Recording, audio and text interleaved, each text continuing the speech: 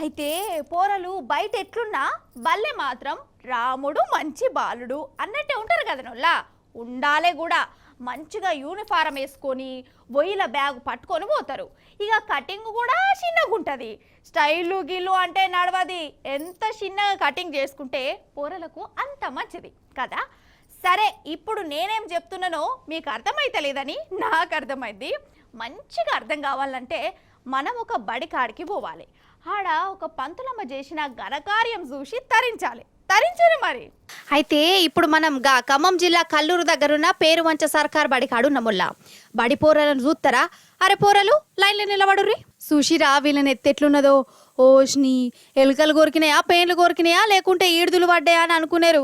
కాదు ఇగో ఇలా టీచర్ గారు చేసిన కటింగు అవంటే బల్లనే ఈ మేడం వీళ్ళకు కటింగ్ చేసింది. అరేవ్వా, ఈ నడుమ సర్కార్ బల్లల్లా పంతులు కటింగ్లు కూడా చేస్తురా? అనవసరంగా కటింగ్ షాపుకు పోతున్నామని కారెడ్డ వాడారు.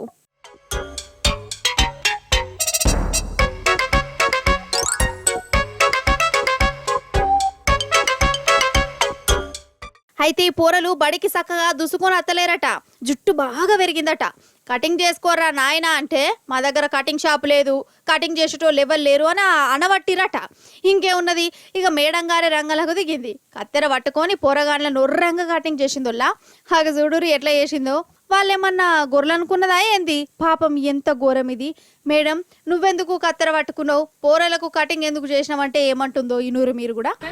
ఇట్లా హెయిర్ ఉంది కదా, రోహిత్ అని ఒక అబ్బాయి అయితే హెయిర్ ఇట్లా వేసి వాళ్ళు లాస్ట్ ఇయర్ నుంచి చెప్తున్నారు అసలు హెయిర్ కట్ చేసుకోలేదు. అయితే నేను అన్నా కదా హెయిర్ కట్ చేసుకోలేదు, మార్క్స్ ఏమంటే నీ జుట్టు కట్ చేస్తారా, నువ్వు ఇట్లా వస్తున్నావు రోజు అంటే, మేడం నా పరుగు పోద్ది ఊర్లో, నా హెయిర్ కట్ చేయొద్దు, ఏమొద్దు అని అన్నాడు. అంటే నేను అన్నా కదా ఎన్ని వీక్స్ నుంచి, చాలా వీక్స్ నుంచి చెప్తున్నాను సార్. ప్రతి ఒక్క టీచర్ చెప్పారు, మేము స్టాఫ్ మీటింగ్లో కూడా చెప్పుకుంటున్నాం. ఇట్లా హెయిర్ కట్ చేయట్లేదు, చేయించుకోవట్లేదు, వచ్చి ఆన్సర్స్ ఇలా ఎగరేసి చెప్తున్నారు.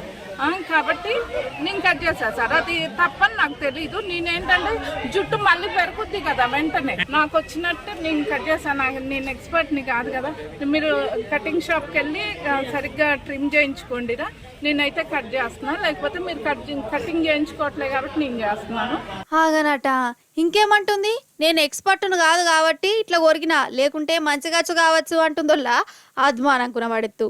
పాపం పోరలు ఎంత తండ్లాడిరో. ఇక అమ్మ నాయనకు కూడా ఇజ్జత్ అనిపించింది. వాళ్ళు బడి మీదకి వచ్చిర్రు. టీచర్ అమ్మను జర గట్టిగానే అరుచుకున్నారట.